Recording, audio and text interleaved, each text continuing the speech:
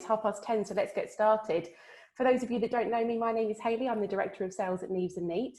And today we are coming to you live to talk about all of the things you can be doing to stay positive throughout your job search. Obviously, it's a very broad topic and we have lots to cram in. But today I'm delighted to be joined by Gary Wills, founder of FurLearn, and Suzanne Dutton, Resourcing Manager at Bidwells. Good morning. Morning. Okay. Could I ask you both to just do a very short intro? If I could start with you, Suzanne. Okay, so I'm the resourcing manager at Bidwells. I've been there for 5 years, 5 years plus actually.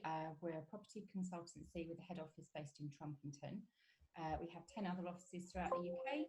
So I recruit support staff, so that's admin, secretarial, marketing, IT, finance, and professionals as well, like surveyors.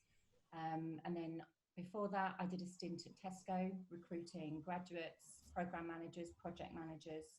And then I had about 15 or 16 years in various agencies as well, majority of which was spent at Reed. Lovely, thank you. And Gary? Yeah, hi, I'm Gary Wills, everybody. I've worked in recruitment for about 20 years now. And unfortunately, I found myself on furlough in April, middle of April. But I decided to set up an initiative called FurLearn to support as many individuals who are either on furlough or who are job searching or going through redundancy, find that sort of motivation and support, and maybe gain a bit of inspiration as well through some testing times. So yeah, it's been quite an eventful sort of 12 weeks, this journey has. Absolutely, Gary, and I know your the group that you've set up has seen a massive increase in people that are in a similar position. Yeah. So what sort of things have you been doing as a community, as a group? Yeah, well, there's a number of things. We have a weekly webinar. We've run 12 webinars so far. We've covered personal branding, how to ace your video interview. We've had inspirational ones as well. So we've had ex-fighter pilot John Peters, who was shot down in the Gulf War, talking about how he overcame such a life-changing moment in his life and putting it into a positive. We've also had sleep gurus on. We've had BBC Master Chefs for cook-along. So we've had some so we're just trying to keep the positivity, as high as possible. This is it. So for those of you that are joining us today, obviously the time that you've spent job searching, it can be really time consuming, it can be frustrating, it can be long-winded. So today we're going to be trying to give you some expert advice on ways to make your application stand out, how to boost your CV. We're going to be talking about upskilling, and we're also going to be talking about the really important topic of trying not to burn out during your job search. So with that in mind, just a pointer again, if you do have any questions, please don't hesitate to ask, and we'll come to them as soon as we can. So our first topic today is how to make your application stand out. Gary, if I could come to you on this, what are your top tips around getting applications to really stand out from the crowd, with the number of applicants being so high at the moment? Yeah, so I would say first and foremost is try and work out who the hiring manager is or the recruiter is. So there's a tool called hunter.io. So if you go onto hunter.io, you could put Neves and Neat, and it'll work out what the email chain is, okay? Because at the moment you are sending your CV and it can feel like it's going into a black hole. So I would still send the CV to the black hole, but I'd also find out what Hayley's email address is as well for that position and apply directly. Yeah. What you could do on top of that is use a Chrome plugin called Vidyard, and you could record a video of yourself to say, hey Hayley, I applied for the position for project manager. I believe I'm right because of X, Y, and Z, and I'm interested because of X, Y, and Z. If you want to use this video with the application and send it across to the hiring manager, you're more than welcome. Anyway, have a great day. Record it, save it, and you can save that as a thumbnail, which goes onto the email of the that you send the CV across to, and the thumbnail literally moves. It's you at the beginning, so it grabs the attention. So that's one of the first things I would say. When you connect with people on LinkedIn as well, there's a great feature which is in your messages section on your phone only.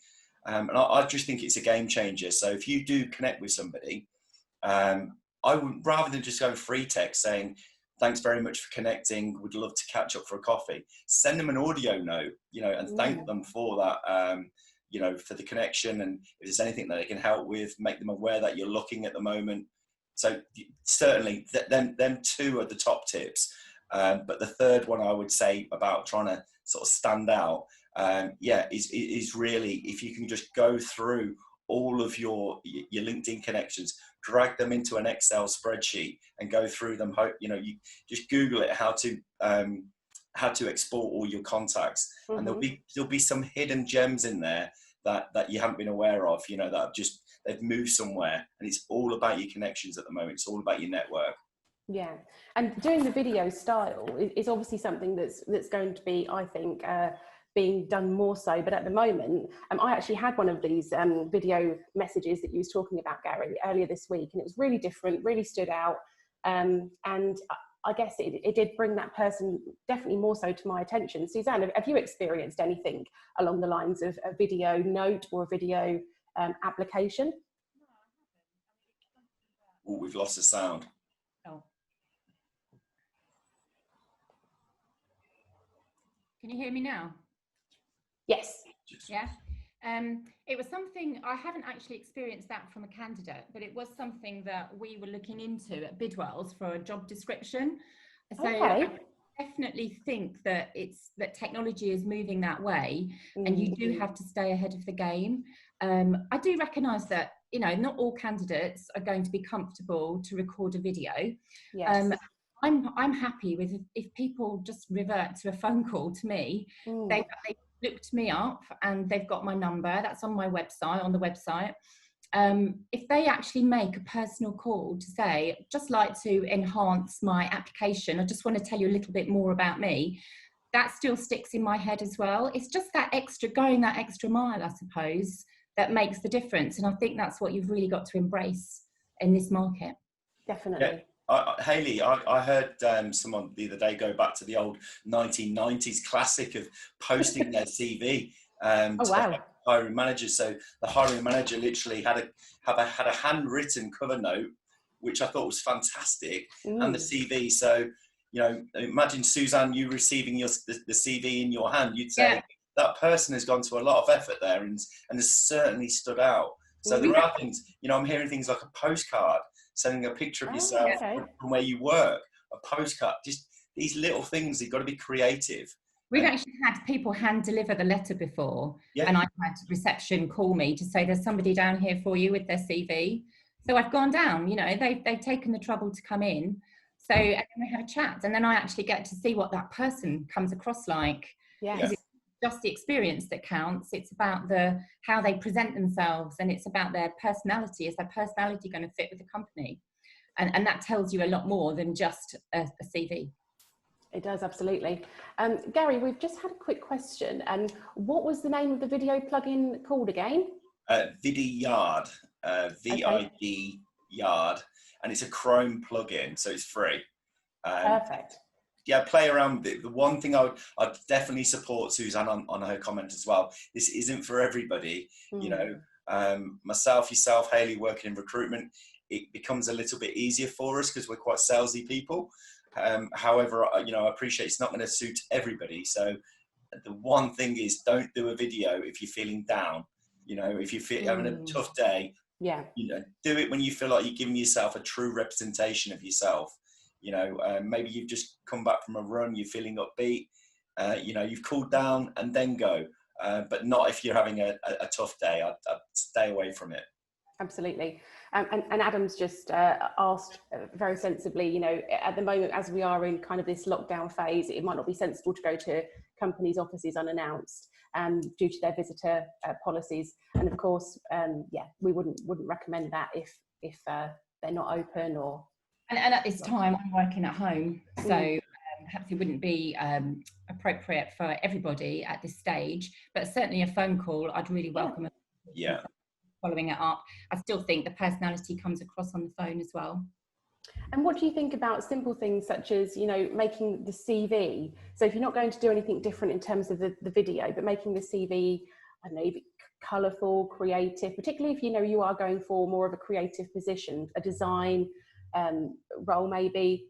What are your thoughts around that? You'd expect kind of a portfolio link or something like that to enhance the application, right?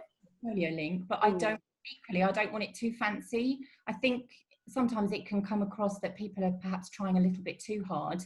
Some of the fonts are very difficult to read as well. So I actually still like to see the good content on there. So I'm not one for having a photo on your CV. I'd rather see the content, and I'd rather have the CV tailored to the job application, to the that they're going for. I think that has a lot more behind it.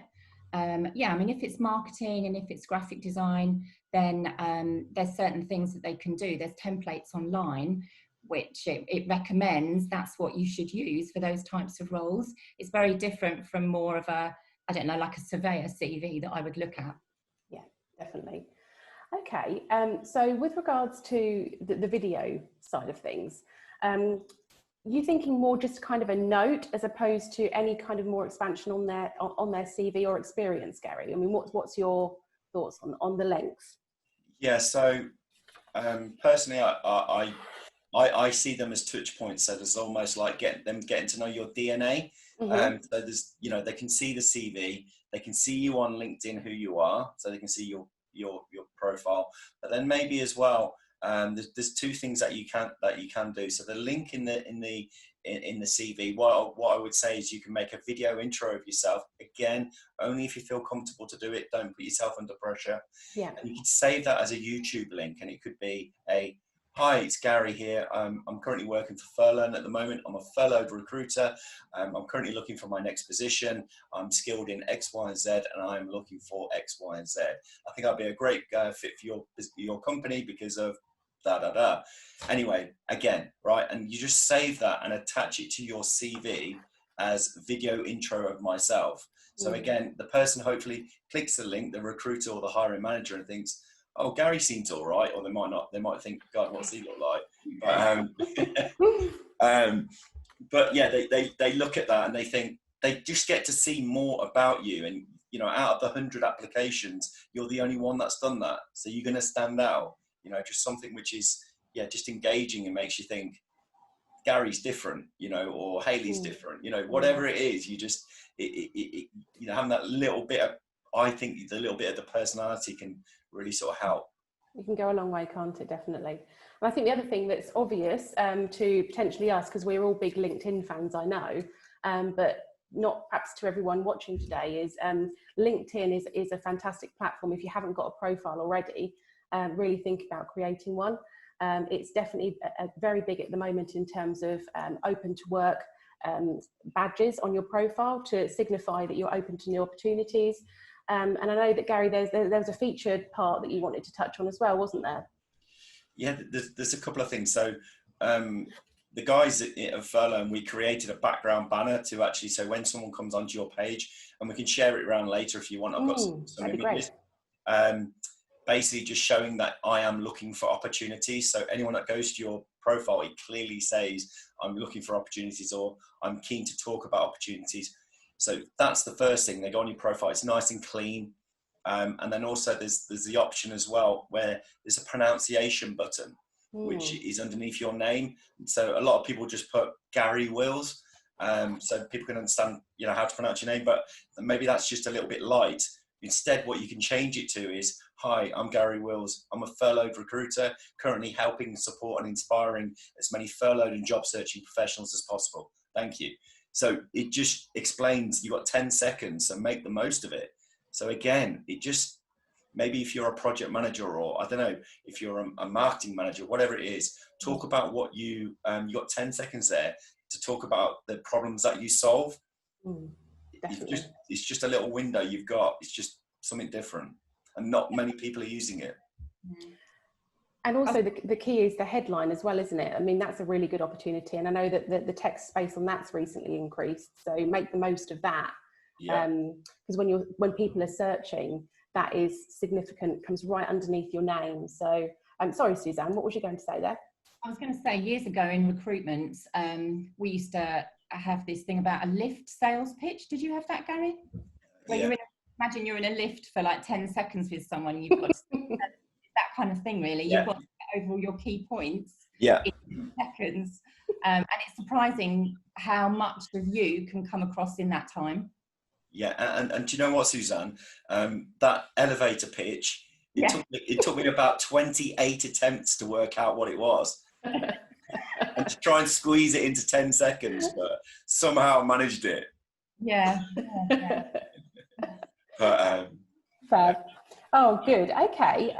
So again, drop us a Q&A if you've got any questions on that.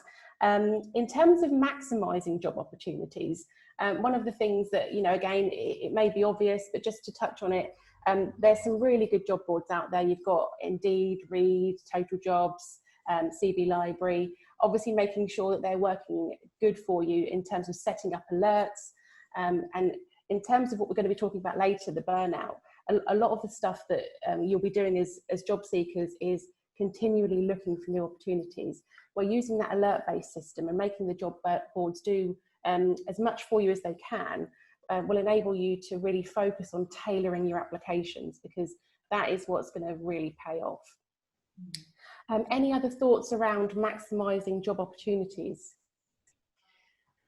I think you've got to look at keyword searches as well. Yes. So if you're in marketing, you know, you want to talk about your creative side, really, what you've done in the past. You've got to get the keywords on your CV and on your application so that it will get picked up by the various applicant tracking systems that are out there, really. And the same on LinkedIn. If you're a recruiter, if I'm a recruiter and I'm, say, looking for a marketing person, I will put in the keywords. It's so important that they are on your CV, so that, or your profile, so that it pings up to the recruiter. Yes. Yeah. Hayley, I'd add as well, is to, when you apply for a position, you let's say you realise it's a direct one and you know who the employer is, do the research on the company and see if you've got any second connections who are actually working at the company, or, you know, maybe try and dig a little bit deeper and understand what the company values are, what the charities maybe they support.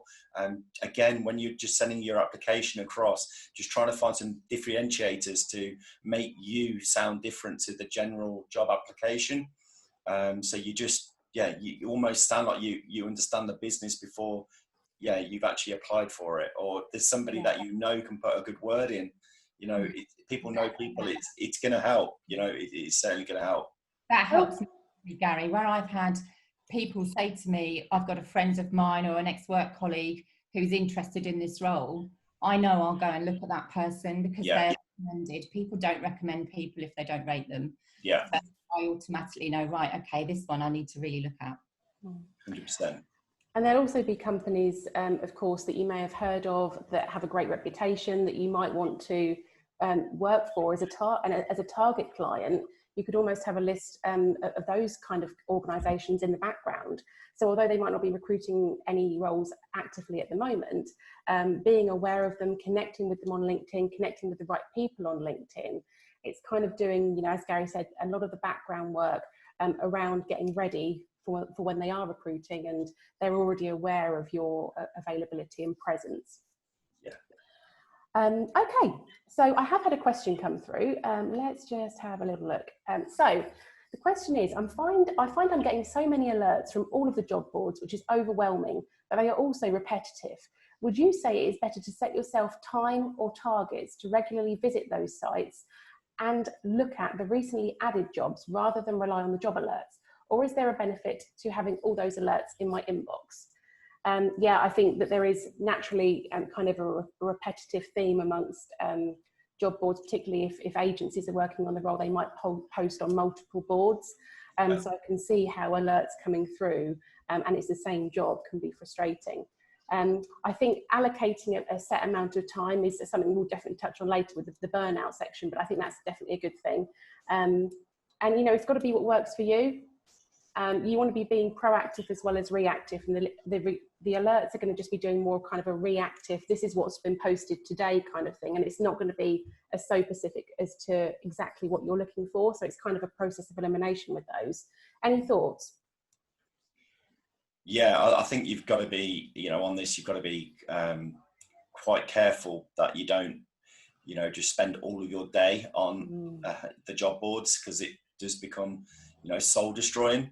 And I won't go into too much detail as to how to stay away from that now, because I know we'll touch on that later. But I think you have to get into your head that there's probably, like you say, 4 or 5 agencies working in the same role. So it's going to be a duplication of the same position from time to time.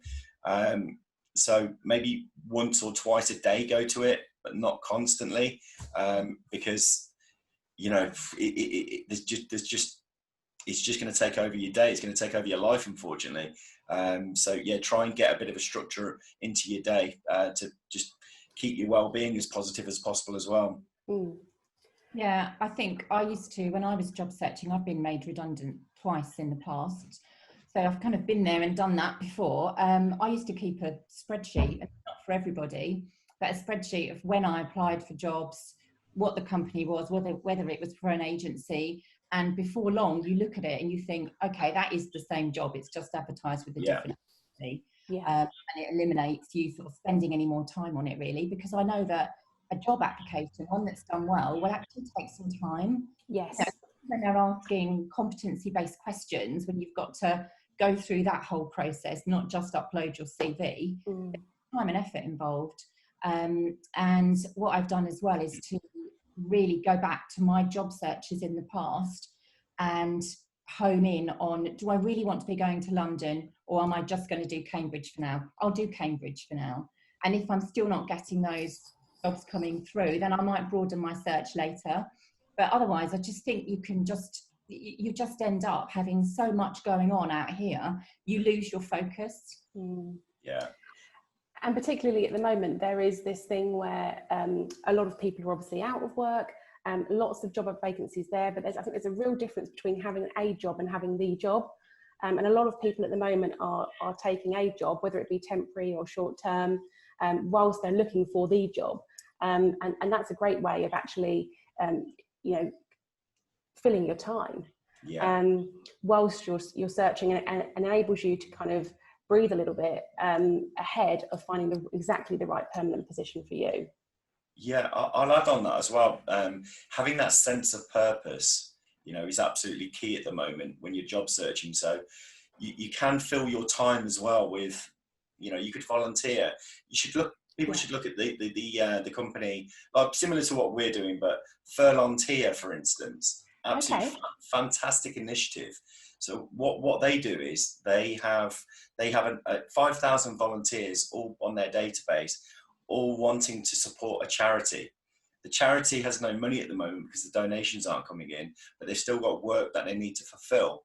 So the charity gets the work done from the FurLearn, and the FurLearn feels like they've got a sense of purpose, that they've delivered something, and they're keeping their skills up to date. So that in itself is a great initiative. Or even if it was like an hour a day, you could, or an hour a week, whatever it is, just something different to volunteer your time to something, an initiative, or a local charity, or deliver a prescription, whatever it is, just to give yourself a good feeling in the day, rather than just being stuck job searching, hour after hour. Yes, and I know we can speak collectively on this because we've all been on furlough, but it's kind of that thing where it just immediately stops, isn't it? You go from running a really busy desk or role, and then it literally just draws to an immediate close, and it's just finding that purpose again and fulfilling your time. Yeah, and I think Gary's right. I think you need to segment your time, because otherwise you can just burn out and lose that focus and lose interest, and you can't afford to do that. So by doing the volunteering or having something else in your life, or doing an online course or something, you can separate your day into chunks, and it makes you feel more productive. Absolutely. Thank you so much for your questions. I'm loving them. Please keep them coming. So our latest question is actually about covering letters, and I'm quite glad this one's been brought up actually. Are covering letters still a thing? When recruiters have to go through lots of applications, the number there was 800 applications to go through. Everyone's got a different opinion, and I appreciate that. For myself, I don't really look at covering letters. I'm much more interested in the profile that the candidate has written on the top of their CV and their CV experience. That's what I would look at. And obviously if they meet the criteria, then I would do a phone call with them, and I want to find out more about them then. So for me, it's a no. Yeah, Okay. and for me as well, I'm very, as much as we've touched on covering letters, I'd probably prefer, it probably better if you just had a few bullet points on the email opposed to another document having to open. Yes. You know, just maybe personalize the email as best as possible. But yeah, I think covering letters will be disappearing. There'll be something new which will be created, which I think we've already talked on that. So yeah, I think they will disappear soon. Yeah, and I think Gary, I would agree with you on that. That, you know, information in the email that's relevant, i.e., I'm available immediately, I drive, I'm available because of whatever, is useful to me. Yeah. But yeah, the extra document, potentially not, unless it's been specifically asked for, which obviously does happen in some cases. Thank you. And oh yes, Lasma's saying that she'll work on the video intro, so that's perfect. Brilliant. The next question is, I think it's actually more of an interesting point to bring up. A tip that I've picked up while looking recently is using Glassdoor to look up specific companies I want to work for. Glassdoor picks up that I've been looking, tracks their page, and sends notifications for their vacancies when they appear. So that sounds quite good. If any of you haven't already heard about that, that sounds an interesting point to look at. What are we thinking around Glassdoor? Any thoughts? Well, it's information, and the information is power is king, you know. Yeah. More information that you can have about a position, a company, or a contact, the better. So the crazy thing is now we've got all of the tools out there. There's so many cool plugins that you can get and find information. You know, there's linked helper as well. You could look at. But yeah, certainly for me, you know, as much information you can get on that before you send your application through. And I know a lot of them will go, you know, a lot of the applications are to agencies, but the ones that are direct, definitely do your research. Yeah. Okay. Yeah. Perfect. I think Glassdoor is good for a lot of things, but one of the things I like about it is that it gives details on what interviews are like. So some companies, you can obviously research the kind of interview questions, how many people were interviewing, what people feel about the company, anything like that. It gives you more of an insight. If it gives you the heads up, then that's got to be a bonus. Excellent. Yeah, brilliant. The other thing I was going to say, Hayley, about trying to stand out, and I know we talked about this before, Suzanne, and we were like, but if that person annoys me, you know, if they keep ringing, and I completely get that, but something I heard a while back, which has actually worked now, I've been told, is asking your recruiters that you pally with, that you're in their top 3, you're the top of their hot list, because a lot of positions at the moment may not be getting advertised because the recruiter is scared to advertise the position because they're going to get 500 candidates or whatever it is, and they can only pick 3 to 4. And there's a lot of candidates that they're possibly going to disappoint by not actually physically not able to go back to them all.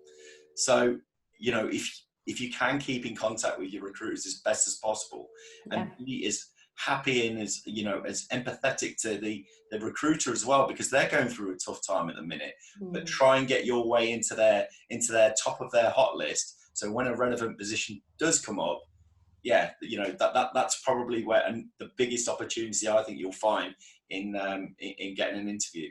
Yeah, perfect, Gary. Great. The next question we have is around lots of roles are posted by agencies. How would you suggest I get these extras that we've talked about to get to them to pass on to their clients? So how are we going to get that extra information to the agencies and ensure that the agencies pass that information on to the clients? I think it's just a question, isn't it? I think, you know, if it's useful information, it's relevant for the job application, there's no reason why the agency shouldn't pass it on. I think because the agency will want the candidate to get the job anyway. Yeah. So it's in their best interest to pass on anything extra that they think the hiring manager needs to know, and will seem to think, I really need to see this person. Definitely. Yeah, so I would treat it as an application to an agency, really the same as you would an employer in that sense. Oh, another question. How exciting. How do recruiters actually get through 800 CVs? Well, that's an interesting one. They don't. I don't think I've ever had 800 applications. I think the most I've had is probably about 200. Mm-hmm. And we ask a lot of screening questions. So if people answer no to something I'd rather they answer yes to, then I'm going to move on to the ones that answer yes for them. But that does give up another problem, because sometimes people answer yes because they think then I'm going to get through the process. So that causes another set of problems, really. I do screen all my CVs, and I have help. I've had help in the past with other people to assist on that. But when it gets to 800, I really don't know how they do it. I reckon it's probably the people that apply first would get looked at first. And if you get some good ones from there, then you shortlist and you send them on to the line manager. So I think I know when I was job hunting a few years ago, if I saw a post had about 200 applications, I'd probably look at something that had only just been posted. Okay. Yeah. So I know, having worked in a position before where we've got a team of fulfillment resources, basically. The software, the databases nowadays, especially with the bigger agencies, they have like automatic tracking systems. So the recruiter will type in project manager and Prince2 and I don't know, Agile, let's say, for instance, in a certain area, and it basically works as another database. So it will then take that 800 and drop it to 100 or 50, let's say, for instance, and the recruiter will go targeted again to try and find the best 50 to go through, or hopefully less, to then look through them CVs. So that's why the CV needs to be nailed on. You know, when you're sending your CV into these agencies, your CV needs to have the keywords that the position, you know, is advertised at. So if it's a project manager role, make sure you say project manager and not delivery manager. You know, if it's a business analyst position, you know, make sure that it doesn't say technical analyst or business systems analyst. You know, you just got to make sure that the buzzwords reflect what the advert is. Yes, and the tailoring is so important, and although it is time consuming to do that for each job, I really think that is worthwhile. Okay, brilliant. Let's just make sure we haven't got any other ones. Okay, I must agree, I haven't had 800. That would definitely be a new personal best, wouldn't it? Okay, Suzanne, we're going to talk with you now about ways to boost your CV. So please fire away with your top tips. Okay, so I kind of touched on this earlier, really, but I do think a strong profile on your CV has got to be the thing that stands out. And I've seen a lot of CVs, obviously over my time, my 20 years plus as a recruiter, where they start their profile with, I'm hardworking, I'm efficient, I'm reliable, I've done this, and it kind of loses me straight away. I actually, while they might be all those things, what I really want to see are hard facts. So I want to see what do they do? If they are in finance, say, and they've got 10 years plus experience and they're ACCA qualified, automatically it's got my attention. Might like to see some of the systems that they use. I'm experienced in SAP or Oracle, or it's just something enough to whet my appetite, really, that makes me want to read more. So I think that's really important. My big tip would be stay away from the soft skills, because that's an opinion on what they're like rather than a hard fact. So I'd like to explore those soft skills when I'm on the phone, for instance, or doing an interview. And I think then it comes on to sort of work experience next. There seems to be a bit of a mix, and I mean, there's no right or wrong way to do a CV. I can just give you the benefit of my experience, but people put a summary of their skills at the top. I'd prefer it as a summary of the skills at the bottom if they want to keep it in there. So I like to see career experience first of all, because I just want to see what they've been doing in their last job. So I need to see the dates of work, where they worked, what their job title was, and I think even a sentence or a line underneath what that company is, So, because sometimes if I'm looking at something and it had, say, Origin Limited, I don't know who Origin are.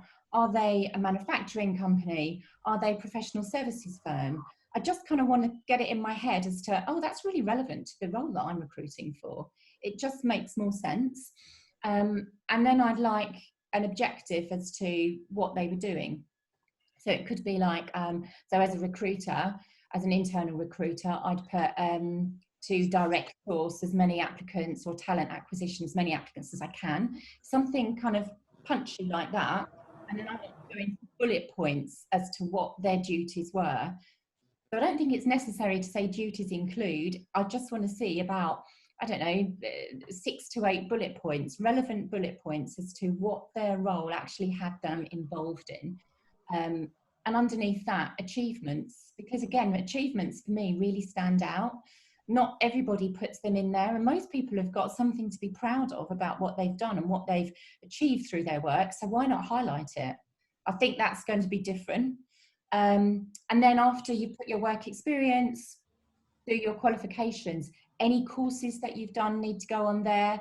You can put underneath that any sort of time that you did any volunteering. I'd want to see that on there. Anything that makes you sort of stand out from the crowd. I also think as well, and this gets overlooked quite a bit, but interests. Yes. So I really think that's a conversation starter. So I've had somebody who was a MasterChef contestant. I was speaking to somebody who I know is on it today, who's a volunteer firefighter. And I just thought, wow, if I saw that on a CV and I invited them into interview, I would have a conversation with them about that. Because I think that tells a recruiter a lot more about the personality of somebody. And what yes. Big fan of interests. I tend to kind of start with interests and work my way up from there, just to kind of give me a really good, well, as much as you can from the CV, feel of that person. Exactly. And I think we can add things in now. So a lot of people have been on furlough. I think it would be really good to see on there the online courses that they might have looked at, or as Gary said, any volunteering that they've done, anything that they've done I've done my garden up since I've been off. So actually gardening suddenly becomes something that I'm interested in, but I think you have to be prepared to be able to talk about these things as well. If I just put gardening and then I was asked about it and I haven't really got much to say on the subject, then don't put it in there. You have to be prepared to make it a subject to talk about. Yes, and with regards to the length and this whole 2-page thing, my thing for that is if the information is relevant and not repetitive, it's good to have, as long as you feel necessary to not leave anything out. That's my view. I think that, it has to be that you're not losing really important information just for the sake of going on to an extra page. Yeah, absolutely. Yeah. I love a 3-4 page CV personally. Yeah. I do. The first bit's key. Once you start getting back to like 8-10 years ago, minimal information, but detail at the beginning certainly for the first few positions. Yes. And particularly because what we was talking about earlier with the keywords, and if the keyword, you're losing important keywords in terms of systems you've had experience in, that might be, the recruiters or companies might be searching on, Well, yeah, because the more times you put project manager in the CV, you're going to be ranked higher. Yes. In the system. So yeah, I know it's a sneaky way around it, but these things certainly do happen. I think, Suzanne, you've kind of like nailed pretty much everything there. And the most important thing I would say is I think everybody's going through a bit of a fear of the gap at the moment in their CV from like April or March, whenever it is. Maybe it was last year. There's a fear that, oh no, how do I fill this void? Do you know what? People just want to see who you are a little bit. Like you say, what you've been doing. You've been homeschooling the kids. You've been volunteering around on FurLearn project, or you've done this training qualification. You've done a marathon challenge, or whatever it is, include it because it just paints that little bit of a picture that actually this person hasn't just been on Netflix and chill don't get me wrong, I love a bit of Netflix, but you know, they haven't just sort of like just sat doing nothing. They have tried to actually better themselves. And don't get me wrong, if you've used this opportunity to recharge the batteries, I'm all for that as well. You know, this has been a bruising time. So don't beat yourself up if you're watching this going, well, actually, I haven't really done anything. But if you actually write it down on a piece of paper, you'll be surprised, you know, all of the things that you have actually done. I call it the COVID calendar. Yeah, love that. Yeah, what have we been doing since it all kicked off? And if you head over to Gary's LinkedIn profile, you can see what he's been up to. Yeah, that's we did a post on it. You know, we called it the COVID calendar. So what have you been doing? So you can then add that as a feature on your LinkedIn profile. So anybody that comes onto your profile, they can see straight away what you've been doing in that gap that you've been keeping busy. And then I'll second that as well and say, actually, why not just add your CV in there? So take off your personal address, your personal details, leave your mobile number in there, but have your CV ready and raring to go. It's there, you know, on your profile. So they go on your profile, they can hear you now with the voice of the pronunciation. They can see what you've been doing in this tough time, and they've got your CV there. So they've got everything, and they've got all the recommendations and, you know, everything below. So your LinkedIn profile now becomes a mini job board, you know, where you put your CV on. Yeah, absolutely. Okay, couple more questions. So what if the last job was only a small part of what you would normally do, but it's first on the list? And I think we kind of just covered that off nicely. I think it needs to be on there to show that what you have been doing, regardless of whether it's kind of in line with what you would normally do or not. But it does show that there hasn't been a gap, or if there has been a small gap, it kind of makes sense, particularly at the moment, if there has been. Yeah, and just a few bullet points rather than going to a big link to tell about it. Absolutely. The other questions we've had, okay, yes. I'm keeping a list like the spreadsheet idea of the roles that I've applied for. You rarely get confirmation that you have not been successful. So how soon should you follow up, and how long should you leave it before assuming that the role is closed? That's a really tricky one, actually. And I was on LinkedIn earlier today, and there were a few posts. There were some really good news posts as well. I have to say that people have, you know, they might have applied for 100 jobs and one person had got one and he was really pleased. So there is some good news coming out of all this.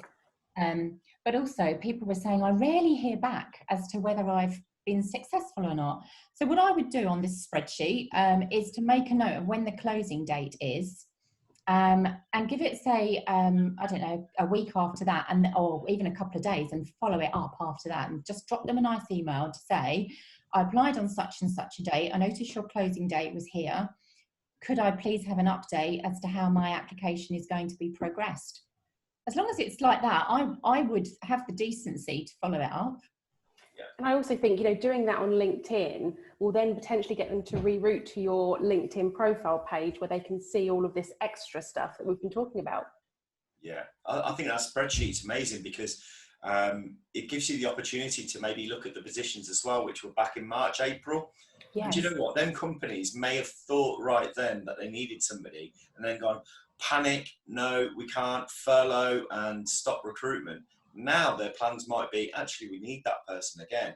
So I'd go back to the positions from February, March, April on that spreadsheet and just send them a nice email and just say, you know, I applied for this position back in February. I presume it went dormant over this period, but has it come back to life, or is there anything else? Again. Yeah, that's a really good point, Gary. Yeah, excellent. It's great being proactive, and I think a lot of hiring managers would really pick up on that. And I've said to a lot of people over the past couple of months, it's going to be rich pickings out there for companies. There's such good talent out there in the marketplace at the moment that people do need to follow things up and reintroduce themselves. Yeah, definitely. Could you ask Pia Mitri, could you ask her a question? Did she have to follow up? She just sent through there that she'd got an interview from 2 months ago. So I'd be interested to know whether she chased that up or whether it was a dormant role, or maybe we come back to that. No, I forgot about it. Okay, so there you go. Yeah, so oh, great. on hold. So it basically is your point summed up. People do really need to start chasing, because companies are obviously reconsidering the whole recruitment hire process. Absolutely. And Andrew's asked, what percentage of jobs are available as sourced via agencies as opposed to directly by companies? Given the volume of CVs agencies have to go through, what do you think is the more effective for a job seeker? I think it depends whether it's a contract or a permanent position. You know, you're more likely to secure the position, I'd say, contract-wise via an agency. And I personally, I see at the moment that the agencies will have more of the exclusive positions. I think this is an opportunity for agencies to work exclusively, opposed to working with against multiple agencies on positions. So it's a difficult one to say, like, which one's more popular. You've got to go for both.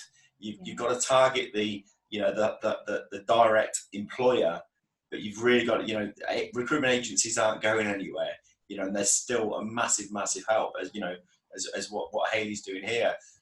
The lights are still on, you know, in the background, you know.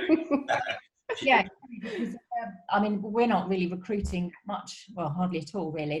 There's a couple of key positions, and I wouldn't choose at this stage to go to an agency, because by advertising it correctly, I will get the applications coming through. But I was actually in touch with an agency yesterday just to check that we benchmarked the salary at the right level. Yeah. So I'm still in touch with agencies who I know are in that field. So, and of course the agency said, look, if you're not successful, you know where we are. We've got a lot of people with those skills on our books. So it's always good to keep in touch and know that you've got that backup there. Yes, and I also think we act as an important filter between the candidate and the employer. Sometimes, obviously, the companies will come to us and say, you know, what's your opinion on the CVs that we've sent? And if we've pre-screened well, which we do, and we've done everything right, we'll be able to offer an opinion on who we think is going to be best matched to not just the role, but from a company point of view, and you know, environment point of view as well. Okay. Also just had some, I'm a recruitment consultant with 28 years experience. Is it true that recruitment agencies aren't employing at the moment? Where did you hear that from?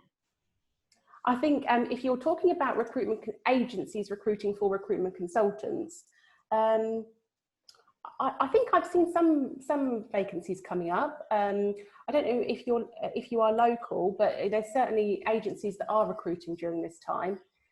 Yeah, I think what the problem is at the minute, Hayley, is recruitment companies are going through this phase of furlough. So they're working out, you know, who do they want to retain, who do they want to let go, and then probably October, November, December, depending on where the market is, then, right, okay, you know, hopefully when the market picks up, yeah, you know, they'll recruit. Whereas on the flip side, some of the niche agencies who are actually, you know, they've just, maybe by chance, they're recruiting into the right sectors at the moment. They may well be growing at the moment and being an opportunity to actually recruit the best talent out there, because there is so many good recruiters that have found themselves on furlough, like 28 years experience in the game. You know, you've got to be pretty good if you've been in recruitment for 28 years. Yeah. So, yeah, there will be roles out there. Okay.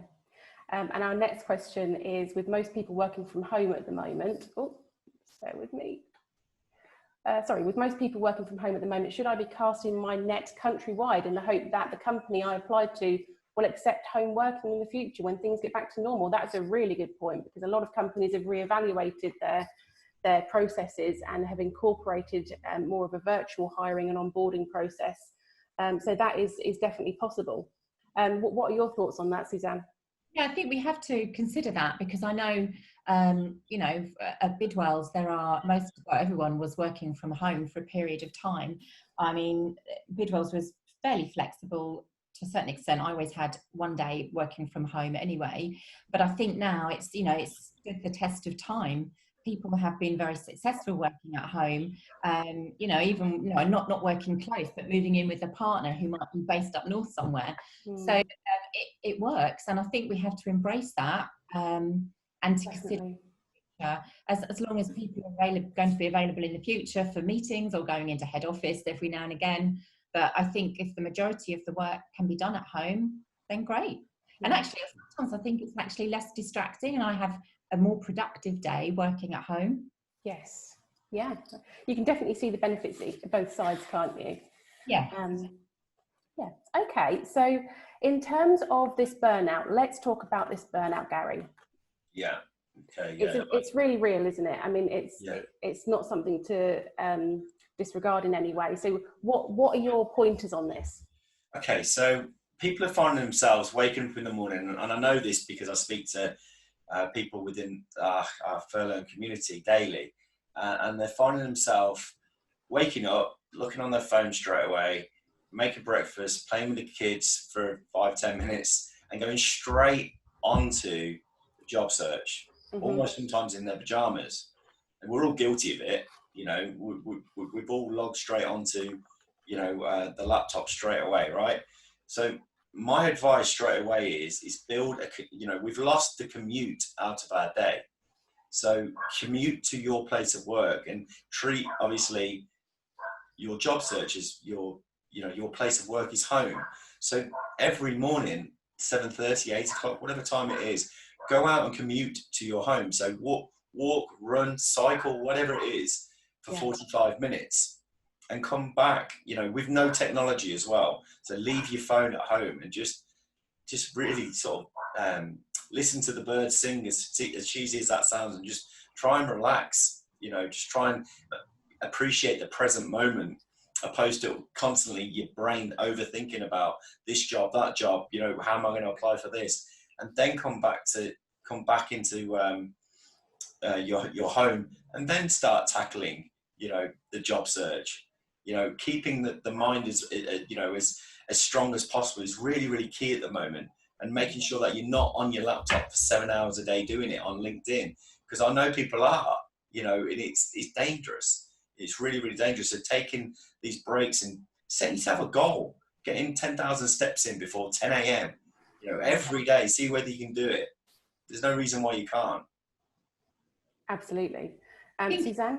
Talking about, you've got to have good mental health throughout this. I know we all bang on about mental health, but I think at times like this, it's so important. And by doing that little bit of exercise, it can just lift you for the rest of the day. Yeah. And it sounds so easy, doesn't it? But I know, equally as well, it can be quite hard to think about, I really don't feel like doing this. I've been guilty of it. I used to exercise when I was on furlough. I'd exercise, and then as time went on, I'd think, I won't do it today, I'll do it tomorrow. But you've really got to get into that mindset of, I'm going to do this. This is my routine from now. This is the same as me getting up and going to work. Yeah, for sure. Absolutely. I think it's important as well to, we're beating ourselves up, and letting self-doubt come in that, being on furlough, maybe you feel second best, or, you're not as important as the others in the office, or, I can't find a job because I'm banging my head against the wall. So write down 5 things.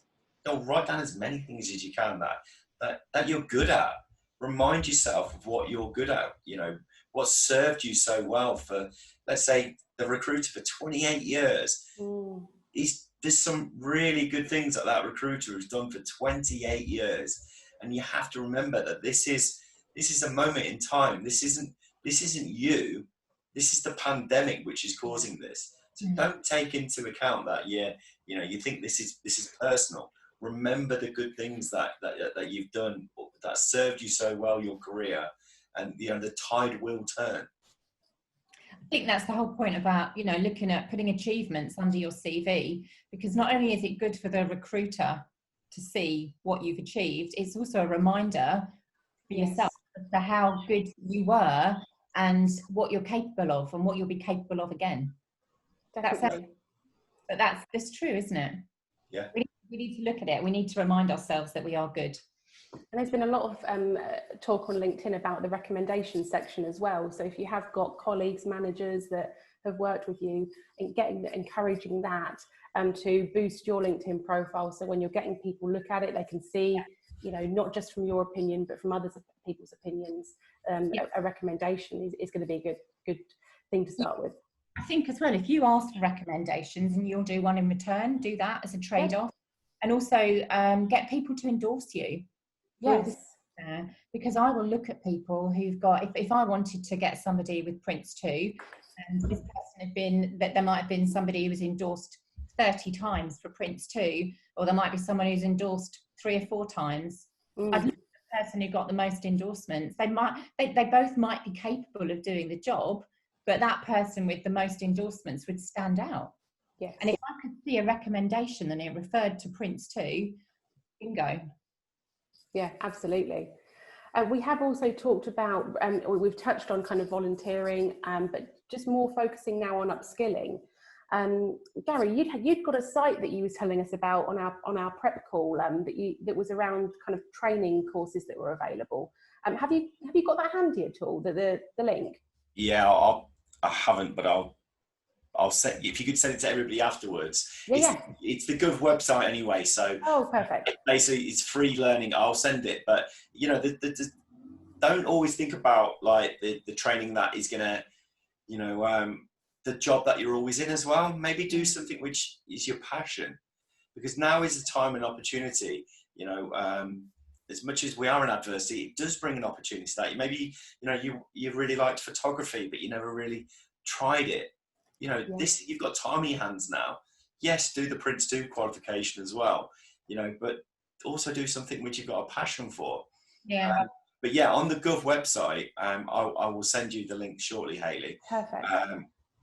There is so much content on there where they basically collated as loads of like the best free learning training providers out there. So there's loads and loads of cool content, whether you're a marketeer, whether you're a recruiter, whether you're a developer, a project manager, whatever it is, there's so much content out there that is free at the moment. I was looking at a course, well, at some online courses, and you can go into Open Learn. I think it's part of the Open University, but there's about some courses. And I was speaking to somebody that I know last week, and she said that she and her family signed up to do salsa lessons. Oh, really? Yeah, as a family thing, just to kind of keep fit, but they've always wanted to do it. And she thought, do you know what, we're going to just do it online. Yeah. And I think it's good. There's so much there. Like you were saying, you can do something that's career related, like finance, or you can do something about art history, or photography, or mental health, or leadership, or anything. Yes. Yeah. And I definitely look at that. If someone had actually put under their qualifications that they'd done all these online courses while they were off, I'd think, wow, you've really embraced that time off. Yeah, definitely. And I think the other thing is, you know, with us talking so positively about LinkedIn and the benefit that can have, LinkedIn courses, I know there's a lot out there, and a lot of them are free. So, you know, just enhancing your knowledge of LinkedIn could also be a good one for yourself and for your job search. Yeah, and please, but you know, without plugging it to, you know, I don't want to plug it at all, but you know, the FurLearn community, for instance, we've got webinars on there, like there's things that people are struggling with at the moment, like sleep. You know, there's things that we don't really think about, but if you can tackle these small things, which are massive things, you know, getting better sleep, it's really going to help. Can you hear that dog barking? Don't worry, I've got a dog that does that all the time, Gary. Honestly, that's why I'm at work. I know, yes. Sorry, but it's not my dog. It's I'm going to put it on mute. Okay, so I just wanted to ask as well, very quickly, interview tips. I know this wasn't one of the things we looked at, but just really quickly, Suzanne, top interview tip. Well, I'm assuming it's going to be video interview. So I would research my interviewer on LinkedIn to understand their background. I think the big thing for me as well is researching the company that you're going for the interview with. And don't just look at their website, but look at anything that's in the news about them. So any sort of recent press release, any project that they're doing, so that you can talk about that. I love it when I've stepped into an interview in the past and I've said, so what do you know about my company, about Bidwells? And they say, oh, I've seen that you're working on this big project on the Cambridge Science Park doing X, Y, and Z. And I think, God, are we really? Wow, that's really impressive. Sometimes when they say things like that, I just think, you've really done your homework well. Yeah. So anything like that, and making good eye contact with people as well. Obviously, you've got to check your internet connection. I had a few issues this morning, so I had to really quickly relocate myself. When I've been offering interview preps for some of our people who've been made redundant at Bidwells, and one of the people there she had an interview, a video interview, and we decided we'd actually test her internet connection and make sure that everything was set up, and it really wasn't. So then she was like, okay, I need to get 4G on my phone to make this work. So anything like that you can limit, anything that's going to go wrong, you really need to I ordered a cable. It's the best thing I've ever done. It was £12 off Amazon, but I plug it into my router, and it takes control of the Wi-Fi problems. So definitely invest in one of them. Yeah, is that your top tip, Gary? Yeah, pretty much it.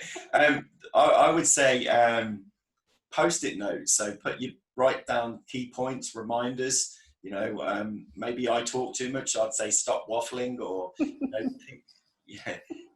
some post-it notes around the screen. And Suzanne, you mentioned clearly looking into the camera. When you're interviewing, I think that you rather than looking at yourself, it just looks better when you're looking straight into the person's eyes. I think one of the most important things is to follow up afterwards as well. Don't feel scared to send an email, later on that afternoon, saying thank you for the interview. I really enjoyed it, and that you're interested. Try and stand out again, that you're effectively interested in that role. And Nicole's very, very rightly pointed out to raise your laptop. So that's a good point there, in terms of getting the right level. Yeah. Lighting as well. Yes, absolutely. Gary, you had a question. Gary, you can keep a split screen on a Mac with the Zoom interview and your notes on a Word doc. Nailed it.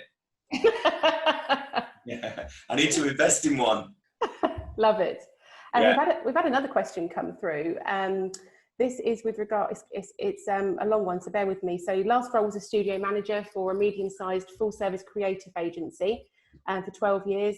Incredibly wide range of duties, from managing a team of designers to account management, project management, budgeting, quoting, invoicing, sub-editing, and so on.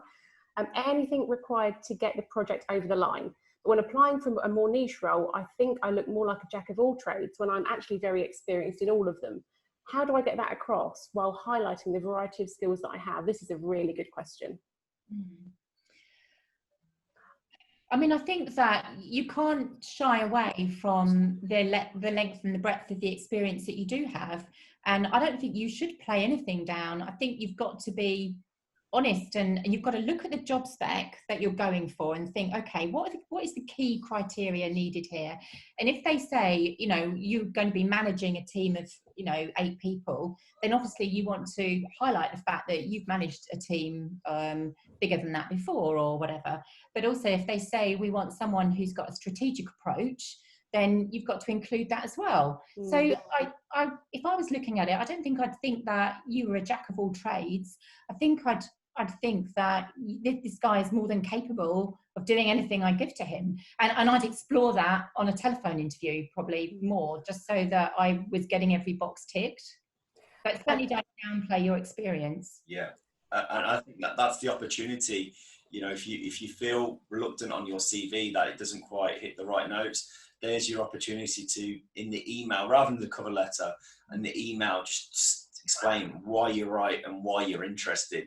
Just 3 to 4 bullet points, keep it real sharp. Because what some recruiters are lazy. I'm not saying you are, Hayley, because I know you're not. But if you can almost create some account managers' comments for the recruiter as well, that's certainly going to help. If you can put something which you think is really relevant to the position, which is real sort of tailored, that agency can grab all the glory. He's got the work's done when they send the CV across. Sometimes there is benefit, I think, in having kind of two different toned written CVs. One that's kind of more towards this all-rounder type background that you have, and another one that might be more focusing on one of the threads of what you've said that you've covered, and tailoring it to make it that kind of theme. So yeah, sometimes two CVs can work quite well in that scenario. But yeah, as Suzanne and Gary have both said, definitely don't underplay your skills. It's clear that you've got a lot to offer. Just another one coming in here. With loads of experience, I use my profile induction on my CV to show my career progression leading up to the top relevant skills. Okay, sounds good. Good idea. Yeah, absolutely. Okay, so as we are drawing to a close, I wanted to kind of come to you both for a top takeaway. So what is the one thing we've covered today that you would absolutely say is your number one thing for people to go away and think about? Gary, over to you. Oh, you put me under the bus here.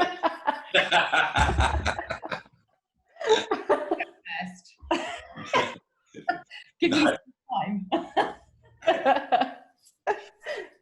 No, I'd certainly just say get a routine.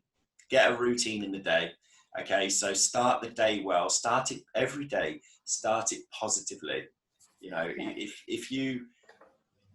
If you just get into a messy routine every day, it's not going to do you any favors. If you can start positively and think you've achieved something, maybe give an act of kindness somewhere as well. Make yourself feel good. Do something nice for somebody else. It's just going to start the day off so well. Absolutely. And then, yeah. And then I'm going to put Suzanne straight under the bus. Over to you, Suzanne.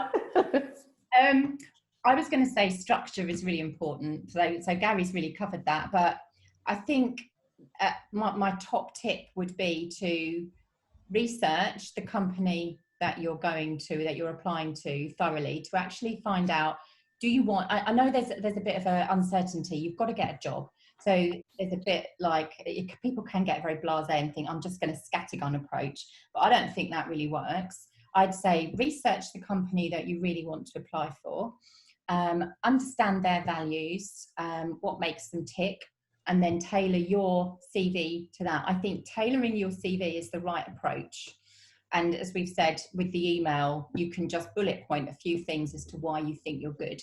I'd say less is more. Okay. I think mine would be actually going back to Gary's point around making those tweaks on your LinkedIn profile. I think there was some really good advice there around, the voice note, the banner, and also the featured part of LinkedIn that you can use to highlight your CV. Yeah. We've just had one more question. If we've got time, that would be amazing. This is from Emma. How can you convince a recruiter that your skills are transferable? You've read the job spec, you're confident you can do the role, but your experience is in a different field. I think for me, Emma, it would be a case of just really getting as much transferable skills across in your CV, and then following it up with a call. I think if you're not, the new job that you're applying for is not in the sector that you were in, kind of take out any jargon that is bespoke to that industry and really draw your bullet points back to the core transferable skills. Anything else from either of you on that point? No, I don't think so. I think that sums it up, and I think a good recruiter has got to look a bit outside the box as well. Absolutely. So if for me, we at Bidwells, we like people from professional services background, but we've taken on people from Addenbrooke's before, from public sector or from councils, because you've got to look at the transferable skills and think, yeah, that works for me. Yeah. And it's not just about the skills, it's about the personality as well. It's about the match. Yeah, definitely. And I think as well, what I'll finish on is when you get an interview, let's say for Bidwells, for instance, right? Is ask the recruiter, work hard with the recruiter, who the person that you're meeting with.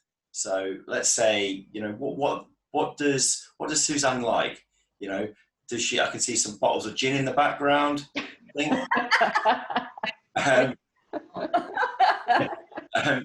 Has she got some dogs? Has she got family?